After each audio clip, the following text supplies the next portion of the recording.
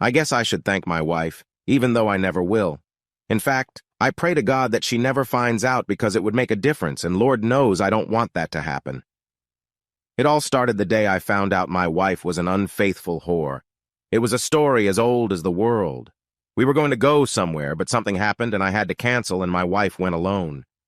I excused myself from what I had to do and showed up just in time to see my wife leave with another man. I followed her and watched as she sucked his cock, fucked him, sucked him hard, and fucked him a second time. I quietly left and later that night came home to a loving wife who told me she had been horny all day thinking about me. She dragged me upstairs to the bedroom. This was the first time I had deliberately had sloppy seconds, but not the last. I never let her know she'd been discovered. Life goes on. No, I wasn't the kind of guy who enjoys knowing his wife is having sex with other men. I was a guy who at the time could not under any circumstances afford a divorce. It would happen in the future, but for now I had to smile and be patient. That didn't mean I didn't start gathering information to use when it came time to call the lawyers. I figured that since Denise was cheating, she probably did it at home from time to time, so I wired the house for sound, bought nanny cams and hid them in rooms where I thought Denise was likely to spread her legs, and then hooked up a voice recorder to the phone line. It didn't take me long to find out that in addition to who she had away from home, she was also sleeping with 5 or 6 guys who visited her home almost regularly. What pissed me off the most when I found out my wife was a cheater was that the guys who were staying at my house were my friends. To keep Denise from finding out, I had to stay on good terms with these assholes, but I made a mental note to myself that when I finally went after Denise, I would make sure they got theirs. A year passed and my collection of evidence grew. I had audio and video of 11 different men burying a bone in Denise. In fact, I had several videos of them. Barney, the asshole who was supposed to be my best friend, had been taped at least 78 times. His wife would love those tapes when I finally decided to dump Denise. The one thing I could never understand was all the sex, love, and affection I was getting from Denise, even when she was having other men by the dozens. It must have been guilt, that's all I can surmise. During that same year, I did what I could to quietly dispose of the assets, converting them to cash and then putting the cash in a safe. Knowing that lawyers can always find money hidden in banks, I rented a lockbox using the name and social security number of my long-dead maternal grandfather. I sold the big boat, but told Denise that it smelled rotten, and I had to sell it for 1/3 of the value.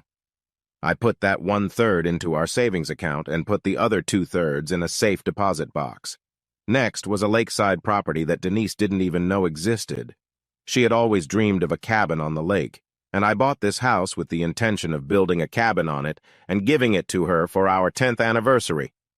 Next was my coin collection, which was started by my great-grandfather, and then passed on to my grandfather, who passed it on to my father, who passed it on to me. That was followed by my gun collection, comic book collection, baseball cards, and soon all I had left was my 2-year-old pickup truck and $187,000 in the safe. The house was mortgaged up to the hilt, so Denise would get a hell of a lot less of the proceeds when the house sold, and I had nothing else she and her lawyer could lay their hands on. I was finally ready to go after Denise, but decided she would be the last one.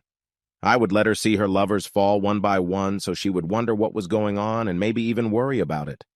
Barney, not Denise, will be the first. One morning I said I was sick and was sitting a block away from Barney's house when he went to work. 20 minutes later, his 2 kids came out and headed to school, which meant Bev was home alone. I rang the doorbell and Bev appeared on the doorstep. "Bob, what are you doing here this early? You just missed Barney." "I didn't come to see Barney, I came to see you. Can I come in?" "Come into the kitchen, I'll get you a cup of coffee." As she poured the coffee, she asked, "What's the matter?" "I'm getting ready to solve a problem, Bev, and when I do, you'll suddenly have a problem, and since my quarrel isn't with you, I'd like to warn you in advance. Can we get coffee in the living room? I have something I want to show you." I recorded all of Barney's visits to Denise on one tape, and inserting the tape into the VCR, told Bev what I had learned about Denise. She looked surprised and asked, "Didn't you know?" "Didn't know what?" "That she was sleeping with other people." "No, I didn't know that, but I guess you did." Barney told me. He said she had your permission, that you got turned on by her having sex with other men." "Did you know she was sleeping with Barney?" "God, no, Bob. Barney wouldn't do that to you. He just found out from talking to the other guys.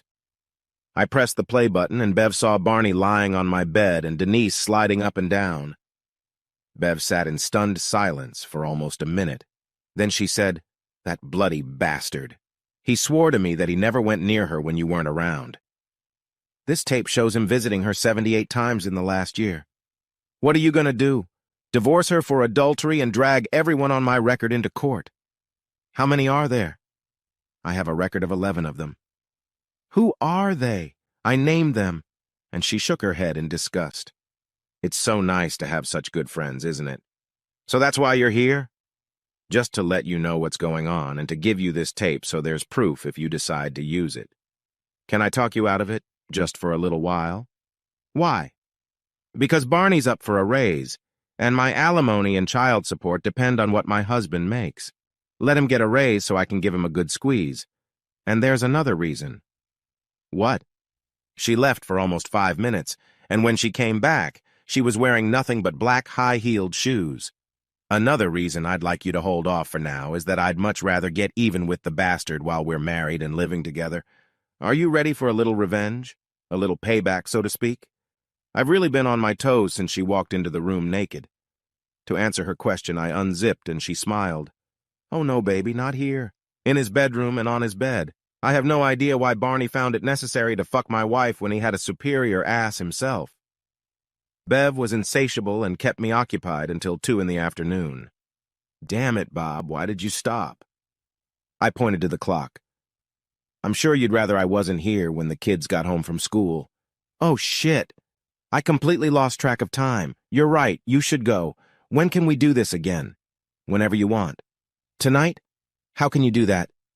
"Tonight I usually play bridge with the girls I went to school with. I'll call and not go. I usually leave at 6 and don't get back until 12:30. "Okay, I'll meet you at the Safeway parking lot. We'll leave your car there and go somewhere." That night she was even more insatiable, if that was even possible. I checked into Motel 6 and Bev reached for my zipper before the door even closed. We parted ways at 11:30, and while Bev was packing, she asked me how long I could hold back from leaving Denise. "Why?" "Because I want to keep doing it, and as soon as you go after Denise, it will stop." "Why?" "Because I'm locking horns with Barney. I'm getting horny right now just knowing I'm going to go home and give him your sloppy seconds." "Well, I've been living with this for a year. I think I can wait a little longer. I can sweeten it up a little bit." "What does that mean?" "Mary Daggett was my roommate in college. We're sorority sisters and we're very close. In fact, we're so close that we have almost no secrets from each other. I called her this afternoon and told her about what's going on, and she asked me to have you call her. She wants to make the same deal with you that I did. There's no Daggett on my list. She kept her maiden name when she got married.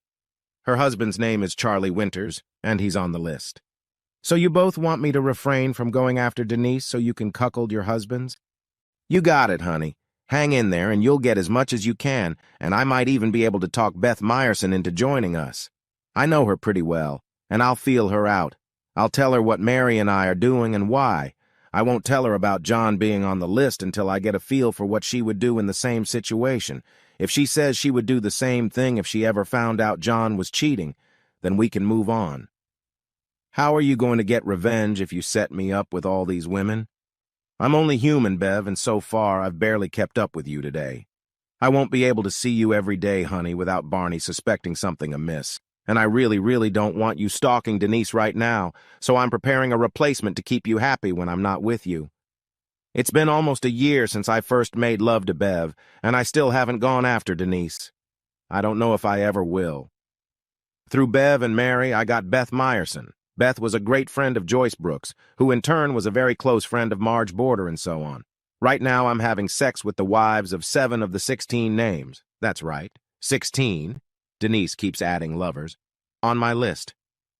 It's gotten to the point where I'm more worried about her catching me than I am about going after her. I think she's starting to suspect something. My sex life with her has decreased from 4 or 5 times a week to 2 or 3 times every 2 weeks. I cite the stress of work as an excuse, and so far she seems to be buying it. If she catches me, it'll put an end to what I'm doing to Bev, Beth, and Sally Quinn, since all they're interested in is sleeping behind their hubbies' backs and hanging cuckold horns on them. I don't know about the other 4, but I suspect it would be over for them, too. So what it boils down to is that divorcing my unfaithful whore wife would likely end the most wonderful sex I've ever had in my life. I have to ignore or at least put up with Denise's cheating, and isn't that just kicking her ass?